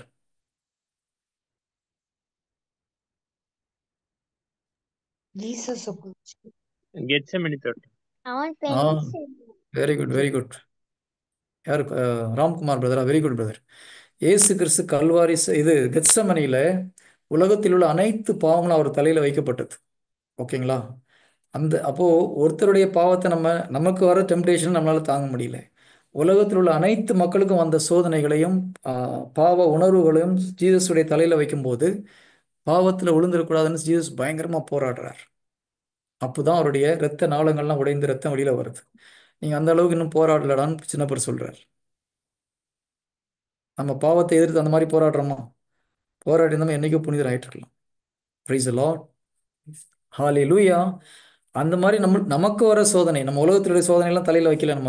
நமக்கு வர சோதனையில் அந்த மாதிரி நம்ம போராடினோம்னா அதுல சோர்ந்து போகும்போது கடவுள் நமக்கு ஆறுதல் அளிப்பார். ஒரு பண கஷ்டம், அதுல இருந்து வெளியில வர்றதுக்காக நீங்க நம்பிக்கையோடு போராடுறீங்க, இறை வார்த்தையை கொண்டு போராடுறீங்க. இருந்தாலும் ஒரு சில நேரத்துல மனம் சோர்ந்து போச்சுன்னா என்ன பண்ணாரு? ஆண்டவர்கிட்ட போகும்போது ஆண்டவர் நமக்கு ஆறுதல் அளிப்பார். கணவனுடைய நடத்தை சரியில்லை, அவர் வெளியில கொண்டு வர்றதுக்காக நீங்க சாத்தானோட எதிர்த்து போராடுறீங்க, சில நேரத்துல சோர்ந்து போறீங்க. ஜீசஸ் போகும்போது ஜீசஸ் உங்களுக்கு ஆறுதல் அளிப்பார். ஆனா ஒண்ணுமே செய்யாம போய் அழுதுட்டு வந்தீங்கன்னா ஜீசஸ் விரும்புகிற ஆறுதல் அது கிடையாது. நான் மறுபடியும் சொல்றேன், நீங்க சண்டை போடணும், நம்பிக்கையோடு எதிர்த்து போராடி அதில் சோர்வு வரும்போது கடவுள் நிச்சயமாக நமக்கு ஆறுதல் அளிப்பார். Praise the lord. ஹல்லேலூயா. இந்த ஆறுதல் தான் இயேசு கிறிஸ்து சொல்றார், சுமை சுமந்து சோர்ந்திருப்போரே என்னிடம் வாருங்கள், நான் உங்களுக்கு இளைப்பாறுதல் தருவேன். ஏனெனில் நான் கனிவும் மனத்தாழ்ச்சியும் உடையவன், என்னிடமிருந்து நீங்கள் கற்றுக்கொள்ளுங்கள். என்னுடைய நுகம் லகுவானது, லேசானது, அது அழுத்தாது. ஸோ இதை கொஞ்சம் கேர்ஃபுல்லாக அனலைஸ் பண்ணி பார்த்தீங்கன்னா நமக்கு இந்த பிரச்சனை வர்றதுக்கு ஒரு முக்கியமான காரணம் ஜீசஸ் 2 விஷயத்தை கற்றுக்கோங்கன்னு சொல்றார். என்ன 2 விஷயம்? தாழ்ச்சியையும் கனிவையும் கற்றுக்கொள்ளுங்க. அப்போதான் உங்களுக்கு நிரந்தரமான ஆறுதல் கிடைக்கும். நீங்கள் போய் ஆண்டவர்கிட்ட ஆறுதலை பெற்றுக்கொள்ளலாம். திரும்பி வந்துட்டு தாழ்ச்சி இல்லாமல் இருந்தோம்னா என்ன ஆகும்? மறுபடியும் சாத்தாங்கிட்ட உதவாங்க. கரெக்டா? எப்போ நமக்கு தாழ்ச்சி இல்லையோ நம்ம யார் பக்கத்தில் இருக்கிறோம்? ஜீசஸ் பக்கத்தில் இருக்கிறோமா சாத்தான் பக்கத்தில் இருக்கிறோமா? புரியுதா? அப்போ தாழ்ச்சின்னு சொல்லும்போது மறுபடியும் பைபிளில் சொல்கிற தாழ்ச்சி வேற, இந்த உலகம் சொல்கிற தாழ்ச்சி வேற. பைபிளில் சொல்கிற தாழ்ச்சி அனைத்தையும் கடவுளை சார்ந்து வாழ்வது. ஒவ்வொரு நிமிடமும் நாம் கடவுளை சார்ந்து வாழ்றது தான் உண்மையான தாழ்ச்சி. யாராவது ஒருத்தர் வயசுல பெரியவங்க வந்தால் எந்திரிச்சு நிற்கிறது, அப்படி இப்படி பவ்யமாக பேசுறது தாழ்ச்சி கிடையாது. அதெல்லாம் போலி தாழ்ச்சி. தாழ்ச்சி எங்கே நம்ம ஒரு இருதயத்தில் இருக்கணும், மரியாதை உள்ளத்தில் இருக்கணும். ஓகேங்களா? ஒரு குருவானவர் வந்தோன்னா அப்படியே சாமி வாங்க சாமி, வீட்டுக்கு வாங்க, சாப்பிடுவாங்க, மந்திரிக்கு வாங்க எல்லாம் சொல்லி முடிச்சுட்டு போன அப்புறம் அவரை பற்றி 4 வாரத்துக்கு பின்னால் சொன்னோம்னா அதுக்கு பேர் தாழ்ச்சியா? அதுவும் செய்யக்கூடாது. அதே நேரத்தில் நம்முடைய டிபெண்டன்சி, கடவுளை முழுக்க முழுக்க நாம் சார்ந்து வாழ்வது தான் உண்மையான தாழ்ச்சி. Price the Lord. அவர் இல்லாமல் என்னால் எதுவும் நல்லது செய்ய முடியாது. புனித பவுல் சொல்றார், அழிந்து போகிற இந்த உடலில் நன்மை எதுவும் இல்லை என்பது எனக்கு நன்றாக தெரியும். இந்த உடல்ல நல்லது எதுவுமே கிடையாது, என்கிட்ட நல்லது எதுவுமே கிடையாது. நான் ஒரு நல்ல காரியம் செய்யணும்னா கடவுளுடைய உதவி இருந்தால் தான் என்னால் செய்ய முடியும். இந்த ஒரு மனநிலை நமக்கு வரும்போது தான் நம்ம உண்மையிலே தாழ்ச்சியோடு இருக்கிறோம். எத்தனை பேர் இதை உண்மையிலே வாழ்க்கையில் ஃபீல் பண்ணியிருக்கீங்க? அன்பு என்கிட்ட உண்மை சரியா இல்லை, நம்பிக்கை என்கிட்ட சரியா இல்லை, பொறுமை என்கிட்ட சரியா இல்லை, பரிசுத்தம் ஒழுங்கா இல்லை. இப்படி நீங்கள் எல்லாத்தையும் யோசித்து பார்த்துட்டு ஐயோ ஆண்டவரே ஒன்றுமே சரியா இல்லைன்னு எத்தனை பேர் ரியலைஸ் பண்ணியிருக்கீங்க? Praise the Lord. Praise the Lord. Very good, very good, நல்லது. எப்போ ஒரு மனிதன் ஒவ்வொரு புண்ணியங்களா யோசித்து பார்த்துட்டு பொறுமை என்கிட்ட ஒழுங்கா இல்லை, தாழ்ச்சி எனக்கு இல்லை, அமைதி என் உள்ளத்துல இல்லை, பரிசுத்தமா நான் இல்லை, ஒன்றா யோசித்து பார்த்துட்டு ஆண்டவரே நான் ஒன்றுத்துலையுமே உருப்படியா இல்லையா ஆண்டவரேன்னு எப்போ நீங்கள் ரியலைஸ் பண்ணுறீங்களோ அப்போதான் உண்மையிலே ஆன்மீக வாழ்க்கையில் அடியெடுத்து வைக்கிறீங்க. இதுக்கு பேர் தான் செல்ஃப் ரியலைசேஷன் சொல்லுவாங்க, தன்னிலை உணர்தல்.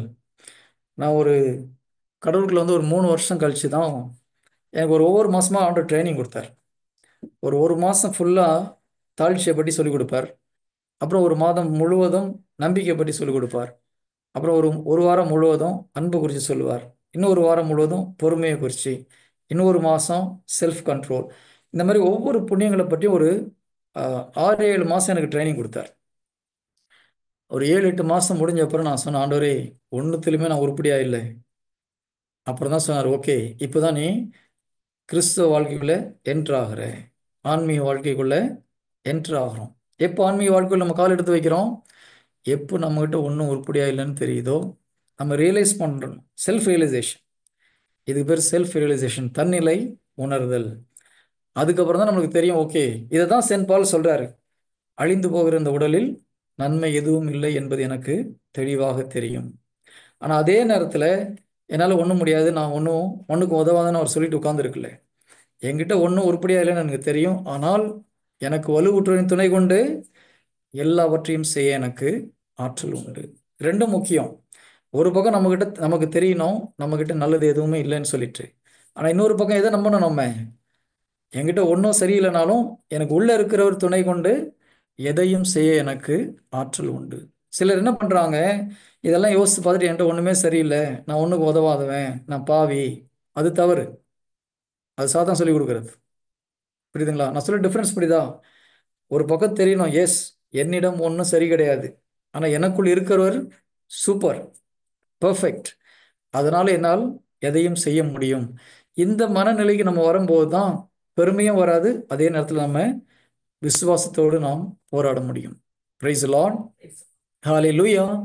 இந்த ஃபர்ஸ்ட் பார்ட் நமக்கு சரியா வரலன்னு வச்சுக்கோங்க, என்ன வரும்? பெருமை வரும்.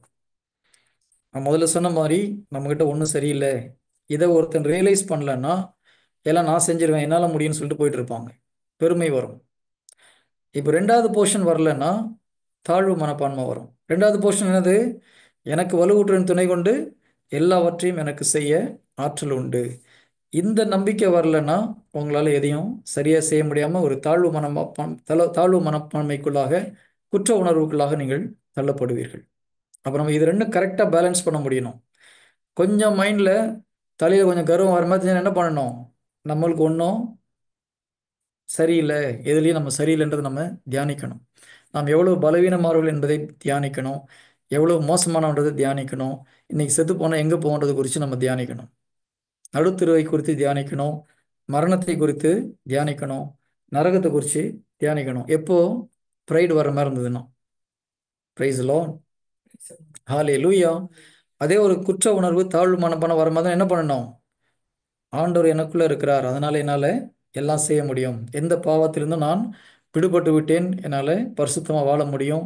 எந்த ஒரு நோயிலிருந்து வெளியில் வர முடியும். எந்த ஒரு உறவுகளில் உள்ள பிரச்சனையும் சரி செய்ய முடியும். எந்த ஒரு ஃபைனான்ஷியல் ப்ராப்ளம் இருந்தாலும் என்னால் அந்த கடன் பிரச்சனை வெளியே வர முடியும். இதை அறிக்கை பண்ணி நம்ம வெளியில் வரணும். ரெண்டும் முக்கியம். சில நேரத்தில் நமக்கு ஃபெய்த்தில் போகிறோன்னு சொல்லிட்டு ப்ரைடு தலை காமிக்க வந்துடக்கூடாது. தாழ்ச்சியோடு நம்பிக்கை இருக்கும்போது தான் நம்மளால் கரெக்டாக போக முடியும். எனக்கு நம்பிக்கை இருக்குதுன்னு சொல்லிட்டே போயிட்டே இருக்கும்போது சில நேரத்தில் அந்த நம்பிக்கையை வந்து ப்ரைடில் போய் முடிஞ்சிடக்கூடாது. பிரைஸ் லார்ட், ஹalleluya. ஓகே, அப்போ கடவுள் நமக்கு யார் உண்மையிலே விசுவாச போராட்டம் போராடி சோர்ந்து போகிறார்களோ அவர்களுக்கு ஆறுதல் அளிக்க கடவுள் சந்தோஷமாக ஆறுதல் அளிக்கிறார்.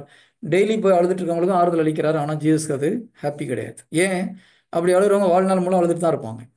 அது ஜீசஸ்க்கு உண்மையிலே பிடிக்காது. பாக்ஸிங் இருங்க, ஞாபகம் வச்சுக்கோங்க. போய் சண்டை போட்டு நம்ம போராடி சண்டை போடுறோம், ஏதோ 2-3 அடி வாங்கி வந்துருச்சு. அப்போ போய் நம்ம ஓரமாக போய் உட்காரமா என்ன பண்ணுவாங்க? வந்து டிஞ்சர்லாம் போட்டு டைம் ஆனவொன்னு ரெடி கெட் அப் ரன் சொல்லி அனுப்பிச்சி விட்றாங்க இல்லையா? அந்த மாதிரி மறுபடியும் நம்ம சண்டைக்கு தயாராகி ஓடணும். அதுக்கு ஜீசஸ் ஆறுதல் கொடுப்பார், மகிழ்ச்சியோடு ஆறுதல் அளிப்பார். பிரைஸ் தி லார்ட், ஹalleluya.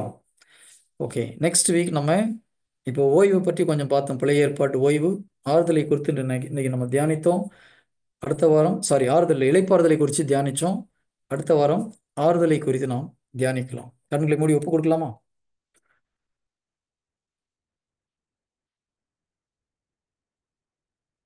கண்களை மூடி இதோ கல்வாரி சிலுவையில் இருக்கிற இயேசு கிறிஸ்துவை நாம் உற்று நோக்குவோம். நம்மை குறித்து நாம் பெருமை பாராட்டிய தருணங்களுக்காக மன்னிப்பு கேட்போம். என்னால் முடியும், இந்த காரியத்தை நான் நன்றாக செய்வேன், எனக்கு நன்றாக பேசத் தெரியும், எனக்கு நன்றாக பாடத் தெரியும், நான் தொழிலில் திறமைசாலி, இப்படி நம்முடைய திறமைகளை குறித்து நாம் பெருமைப்பட்ட தருணங்களுக்காக ஆண்டவரிடம் மன்னிப்பு கேட்போம். நம்முடைய திறமைகள், நம்முடைய தாளந்துகள் எல்லாம் அவர் கொடுத்தது. அவருடைய கிருபை இல்லாமல் நீங்கள் என்னதான் முயற்சி செய்திருந்தாலும் நீங்கள் இன்று இருக்கிற வேலையில் அமர்ந்திருக்க முடியாது. நம்மை விட அதிகமாக படித்தவர்கள், நம்மை விட திறமைசாலிகள் எத்தனையோ பேர் நாம் வாங்குகிற ஊதியத்தை விட மிக குறைந்த வேலையில் வேலை செய்து கொண்டிருக்கிறார்கள். நம்மை விட அறிவாளிகள் உலகத்திலே துன்பப்பட்டு கொண்டிருக்கிறார்கள். நாம் என்று ஒரு நல்ல நிலையில் இருக்கிறோம், ஒரு வேலையில் இருக்கிறோம் என்றால் அது கடவுள் கொடுத்த கிருபை. நம்மால் ஒரு காரியத்தை நன்றாக செய்ய முடிகிறது என்றால் அது கடவுள் நம்மேல் வைத்த இரக்கம் என்பதை நாம் உணர்ந்து பெருமைப்பட்ட நேரங்களுக்காக, நம் அழகை குறித்து பெருமைப்பட்ட நேரங்களுக்காக, நம்முடைய திறமையை குறித்து பெருமைப்பட்ட நேரங்களுக்காக மன்னிப்பு கேட்போம். நம்முடைய பேங்க் பேலன்ஸை குறித்து, நம்முடைய சொத்துக்களை குறித்து நாம் பெருமைப்பட்ட நேரங்களுக்காக மன்னிப்பு கேட்போம். சங்கீத ஆசிரியர் கூறுகிறார், மக்கள் எதையோ குறித்து பெருமைப்படுகிறார்கள், தங்களுடைய காலாட்படைகளை பார்த்து, தங்களுடைய குதிரைப்படைகளை பார்த்து பெருமை கொள்கிறார்கள். நானோ என் ஆண்டவரை குறித்து நான் பெருமை பாராட்டுவேன் என்றார்.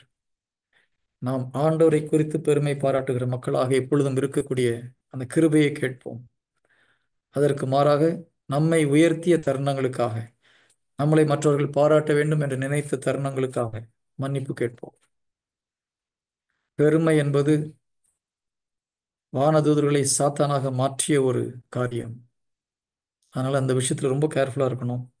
நம்மை மற்றவர்கள் பாராட்டும் பொழுது அடுத்த நிமிடம் அந்த பாராட்டை நாம் பிதாவை நோக்கி, ஆண்டவரே நீரே இந்த பாராட்டுக்கு உரியவர், நான் அல்ல என்று நீங்கள் சொல்ல கற்றுக்கொள்ள வேண்டும்.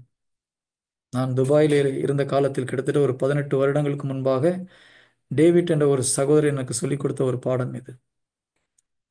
நம்மை மற்றவர்கள் பாராட்டும் பொழுது அடுத்த நிமிடம் ஆண்டவரை பார்த்து, ஆண்டவரே இந்த பாராட்டுக்கெல்லாம் உமக்குரியன எனக்குரியது அல்ல என்று ஆண்டவரை பார்த்து ஒரு ஜெபம் உங்கள் மனதில் சொல்ல நீங்கள் ஆரம்பித்தால் எந்த ஒரு புகழ்ச்சிக்கு நீங்கள் மயங்க மாட்டீர்கள். எந்த ஒரு புகழ்ச்சியும் உங்களை பாவத்தில் வீழ்த்தாது. அது ஒரு மிக அருமையான ஒரு டெக்னிக் அந்த சகோதரர் எனக்கு சொல்லிக் கொடுத்தார். எப்பொழுதெல்லாம் மக்கள் வந்து பாராட்டுகிறார்களோ, பிரதர் உங்கள் மெசேஜ் நல்லா இருந்ததுன்னு சொல்ல அடுத்த செகண்ட் என் உள்ளத்திலிருந்து நான் ஆண்டவரை நோக்கி ஜெபிப்பேன், ஆண்டவரே இந்த பாராட்டுக்கு நான் தகுதியற்றவன், இதெல்லாம் உமக்கு சொந்தம். அதே போல எந்த ஒரு காரியத்தையும் மக்கள் பாராட்டும் பொழுது நீங்கள் அப்படி ஜெபிக்க கற்றுக்கொள்ளுங்கள். அது இல்லாமல் அந்த பாராட்டை நீங்கள் ரிசீவ் பண்ணீங்கன்னா பெருமை உங்களுக்குள் வருவதற்கு நிறைய வாய்ப்புகள் உண்டு. அப்படி ரிசீவ் பண்ண நேரத்திற்காக மன்னிப்பு கேளுங்க. ஆண்டவரே, என்னை பாராட்டி அந்த பாராட்டு உமக்குரியது அப்பா, அதை நான் ஏற்றுக்கொண்ட தருணங்களுக்காக மன்னிப்பு கேட்கிறேன்னு சொல்லி ஒப்பு கொடுங்க. பெற்றோர்கள் உயிரோடு இருந்த காலத்திலே தந்தையிடம் தாயிடம் சொத்தை பிரித்து கொடுங்கள் என்று கேட்ட அந்த கொடூரமான காரியத்திற்காக மன்னிப்பு கேளுங்கள். ஒரு சில பேரை உங்களுக்கு அதனுடைய கஷ்டம் புரியாது. நீங்கள் பெற்றோர்களாய் உங்களுடைய பிள்ளைகள் உங்களிடம் வந்து சண்டை போட்டு கேட்கும் பொழுது உங்கள் மனம் எவ்வளவு வேதனைப்படும் என்று நினைத்து பாருங்கள். எவ்வளவோ கனவுகளோடு அன்போடு வளர்த்த பிள்ளைகள் சொத்துக்காக வந்து சண்டை போடும் பொழுது எந்த ஒரு பெற்றோருக்கும் அது மிகுந்த வேதனையை கொடுக்கும். ஒருவேளை நீங்கள் அப்படி செய்திருந்தால் ஆண்டோட மன்னிப்பு கேளுங்க. பெற்றோர் மனது நோகும்படி எந்த காரியங்கள் செய்து, நான் சொத்து மாத்திரமில்லை, நீங்கள் பேசிய வார்த்தையாக இருக்கலாம். ஒருவேளை நீங்கள் வார்த்தையில் பெற்றோர்களை புண்படுத்தியிருந்தால், தாயையோ தந்தையோ புண்படுத்தியிருந்தால் அதற்காக மன்னிப்பு கேளுங்கள். நிச்சயமாக அவருடைய கஷ்டங்கள், வேதனைகள், அவருடைய கண்ணீர்கள் நமக்கு வரும் ஆசீர்வாதத்தை தடை செய்யும். உண்மையாக மனமருந்தி மன்னிப்பு கேளுங்கள். கடவுள் இரக்கம் நிறைந்த கடவுள். உண்மையிலே நம் உள்ளத்திலிருந்து மன்னிப்பு கேட்கும்போது அவர்கள் நம்மளை மன்னிப்பார். அதே போல நம்மை மனக்காயப்படுத்தியவர்களை, குறிப்பாக நம்முடைய மனதில் கஷ்டத்தை விதைத்தவர்கள், ஏமாற்றியவர்கள், குறிப்பாக நம்பிக்கை துரோகம் செய்தவர்களை முழுமையாக நாம் மன்னிக்க நம்பிக்கை தேவை. சீடர்கள் ஜெபித்தது போல, ஆண்டவரே எங்களுடைய நம்பிக்கையை அதிகமாக்கும் என்று ஜெபித்தார்கள். ஜீசஸ் நம்பிக்கை நம்ம கொடையாகவும் கொடுப்பார். அதே நேரத்தில் நம்பிக்கையை நாம் பெருக்கிக் கொள்ள முடியும், வளர்த்து கொள்ள முடியும். ஆண்டவரை பற்றி நாம் தெரிந்து கொள்ளும் பொழுது, அவருடைய வாக்குத்தத்தத்தை நாம் அறிக்கை செய்யும் பொழுது நம் உள்ளத்தில் அந்த நம்பிக்கை வளரும். ஸோ அந்த நம்பிக்கையை கொண்டு நம்முடைய வாழ்க்கையில் இருக்கிற, நம்முடைய இருதயத்தில் இருக்கிற எல்லா கசப்புணர்வுகளையும் நாம் எடுத்து வெளியே போட வேண்டும். தீமை செய்வர்களுக்கு நாம் நன்மை செய்யாமல் போன தருணங்களுக்காக மன்னிப்பு கேட்போம். இதைத்தான் யாக்கோபு சொல்கிறார், நன்மை செய்ய ஒருவருக்கு தெரிந்திருந்தும் செய்யாமல் போனால் அது பாவம். நமக்கு எத்தனையோ பேர் தீமை செய்திருக்கிறார்கள், நமக்கு நன்மை செய்ய ஒரு வாய்ப்பு. அது அந்த வாய்ப்பை நான் ஆண்டவரை நிறைய நேரத்தில் பயன்படுத்தாமல் இருந்திருக்கிறேன். அதற்காக மன்னிப்பு கேட்கிறேன் அப்பா. இந்த ஒரு இறை வார்த்தைக்கு இப்படி ஒரு அர்த்தம் இருக்கிறது என்று ஆவியானவரே நீர் எங்களுக்கு சொல்லிக் கொடுப்பதற்காக நன்றி. நமக்கு எதிராக தீமை செய்வர்களுக்கு நன்மை செய்ய ஒரு வாய்ப்பாக நமக்கு அமைகிறது. ஆம் ஆண்டவரே, எங்களுக்கு தீமை மற்றவர்கள் செய்யும் பொழுது எங்களுக்கு நன்மை செய்ய ஒரு வாய்ப்பை நீர் ஏற்படுத்தி கொடுக்கிறீர் என்பதை புரிந்து கொள்ளக்கூடிய அந்த ஞானத்தை எங்களுக்கு நீர் என்று கொடுத்ததற்காக நன்றி. ஒவ்வொரு தீமைகள், ஒவ்வொரு துன்பங்கள் வரும் பொழுது நன்மை செய்ய ஒரு வாய்ப்பு கிடைக்கிறது என்ற அந்த எண்ணம் எங்கள் உள்ளத்தில் வர தகப்பனே நீர் கிருபை செய்யுமாறு ஜெபிக்கிறேன். இதோ உண்மையிலே மனமருந்தி மன்னிப்பு கேட்ட ஒவ்வொரு சகோதர சகோதரிகள் மேலும் இரத்தத்தினாய் தெளிக்குமாறு ஜெபிக்கிறேன், பரிசுத்தப்படுத்துமாறு ஜெபிக்கிறேன். இதோ யாரெல்லாம் தங்களுடைய உள்ளத்தில் இருக்கிற கசப்பு உணர்வுக்காக மன்னிப்பு கேட்டார்களோ, இயேசு கிறிஸ்துவின் நாமத்தில் அவர்கள் உள்ளத்தில் அவர்கள் வளர்த்து வைத்திருக்கிற எல்லா காட்டு அத்தி மரங்களும் இதோ இப்பொழுது நஸ்ரேனா இயேசு நாமத்தில் வேரோடு பிடுங்கி கடலில் எரிகிறேன் ஆண்டவரே. Let every spirit of unforgiveness, I rebuke that spirit to leave these people in the name of Jesus. மன்னிக்க முடியாத அந்த கடின உள்ளங்கள் இயேசு நாமத்தில் மாறி போகட்டும். இப்பொழுது மற்றவர்கள் மன்னிக்க வேண்டும், மன்னிப்பு கேட்க வேண்டும் என்று மனதிலே அந்த சிந்தனையை கொண்டு வருகிற தீய சக்தி இயேசு கிறிஸ்து நாமத்தில் கடிந்து கொள்கிறேன். இப்பொழுது I bring every thoughts which is against this forgiveness in the name of Jesus. I bring that to the captivity of Jesus Christ. ஆம் ஆண்டவரே, முழுமையாக மன்னிக்கக்கூடிய கிருபை அப்பா நீர் கொடுக்குமாறு ஜெபிக்கிறேன். கல்வாரி சிலுவையில் அப்பா உம்மை காயப்படுத்தி துன்பப்படுத்தி சிலுவையில் அறைந்த மக்களை நோக்கி நீர் அவர்களை மன்னித்து பிதாவிடம் பரிந்து பேசினீரே, அந்த கிருபை இதோ எங்கள் ஒவ்வொரு மேலும் இறங்கி வருமாறு ஜெபிக்கிறேன். Let the grace which you fetched on the cross come upon us right now, my Lord. உம்முடைய கிருபையினால் நிரப்போம். உன் பலவீனத்தில் என் பலம் பூரணமாக விளங்கும், என் கிருபை உனக்கு போதும் என்று கூறினீரே. மன்னிக்க முடியாமல் தத்தளித்துக் கொண்டிருக்கிற ஒவ்வொரு சகோதர சகோதரிக்குள்ளாக உடைய கிருபையினால் நீ நிரப்புமாறு ஜெபிக்கிறேன் அப்பா. நீர் அவ்வாறு செய்வதற்காக நன்றி. புதிய ஒரு கிருபையை நீர் கொடுக்கிறீர், அந்த சக்தியை கொடுக்கிறீர், மன்னிக்கக்கூடிய சக்தியை நீர் கொடுப்பதற்காக நன்றி செலுத்துகிறேன். Thank you Jesus. Thank you my lord. ஜெபத்தில் எதையெல்லாம் நீங்கள் கேட்டீர்களோ பெற்றுக்கொண்டீர்கள் என்று நம்புங்கள் என்று கூறினீரே. I believe that you have given that grace for everyone to forgive others, my Lord. Thank you, Jesus. Thank you, Father. ஆண்டவரே உமக்கு நன்றி செலுத்துகிறோம். In Jesus' mighty name, Amen. Praise the Lord. Praise the Lord.